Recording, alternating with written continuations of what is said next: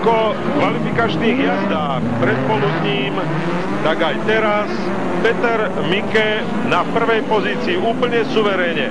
Hoci tam sa chcel na ňo vytiahnuť Thorsten Schubert, zrejme v tej druhej jazde nenadskočil do štartu, nevbehol do štartu, aby nebodaj si nespôsobil vylúčenie z pretekov, pretože on je jediný z tých pretekárov v doterajšom priebežnom poradí majstrovstiev Európy, ktorý by prípadne ešte mohol ohroziť vedúce postavenie svojho krajana Mikeho. Vedúci Mike má v priebežnom hodnotení, tu ho vidíme na prvej pozícii, v priebežnom hodnotení majstrovstiev Európy 89 bodov a náskok 27 bodov pred druhým Schubertom. Tretí Petr Bartášek zaostáva 35 bodov, ale ako sme už vraveli, v týchto pretekoch neštartuje pre poruchu tesne pred opakovaným štartom tejto finálovej jazdy. Peter Mike na vedúcej pozícii si jasne kráľuje aj na Žitavanskom okruhu. Na druhom mieste so 77-čkou Jörg Lessing, ďalší nemecký pretekár, ktorý ako keby kryl chrbát Mikemu. Na treťom mieste s 91-tkou Jurij Avalian z Ukrajiny. Ale Peter Mike nepotrebuje nejaké krytie chrbáta.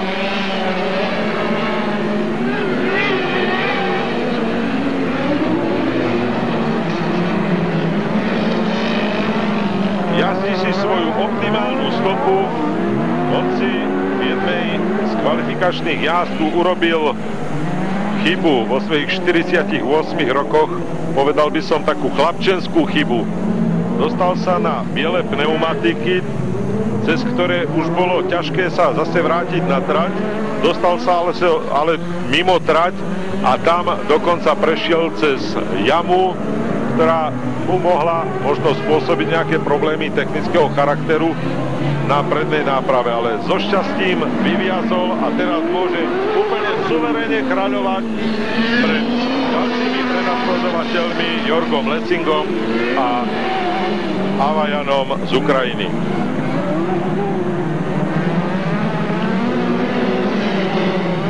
Môžem podotknúť, to, čo sa Mikemu prihodilo v kvalifikačnej jazde, bola porucha technického razu, pretože on má predný náhon ťahaný cez reťaz a jedna z tých reťazí sa roztrhla to za pričom, že auto sa prudko otočilo a stalo sa neovládateľné. Takže nebola to jazdecká chyba.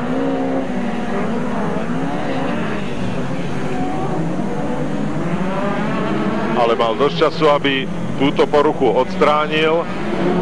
Čo je však potešiteľné, v tejto finálovej jazde na 5. miesto sa dostal slovenský reprezentant Anton Lacko. A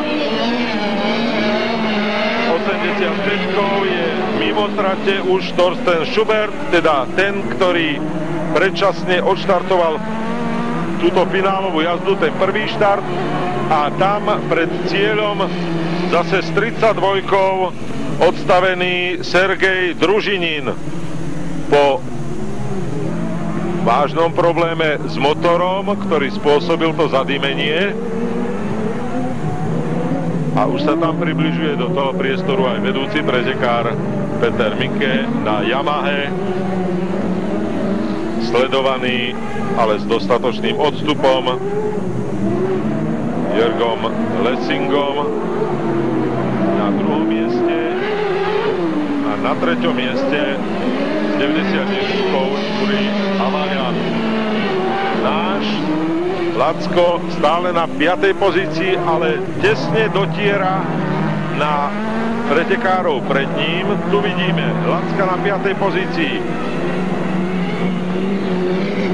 Zrejme ešte využije tie posledné 2 okruhy na to, aby sa dostal prípadne možno aj na to medailové miesto, hoci to je v tejto chvíli ešte dosť vzdialené.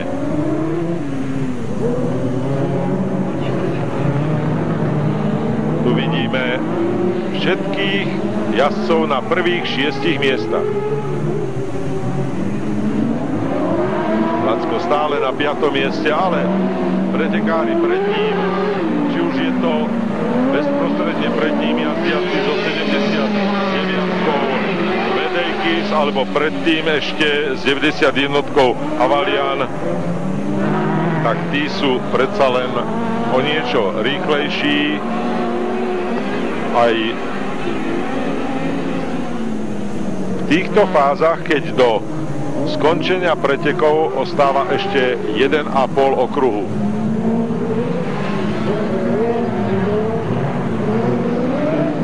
To, čo nám ukazuje Peter Mike, by sa dalo nazvať profesorskou jazdou, pretože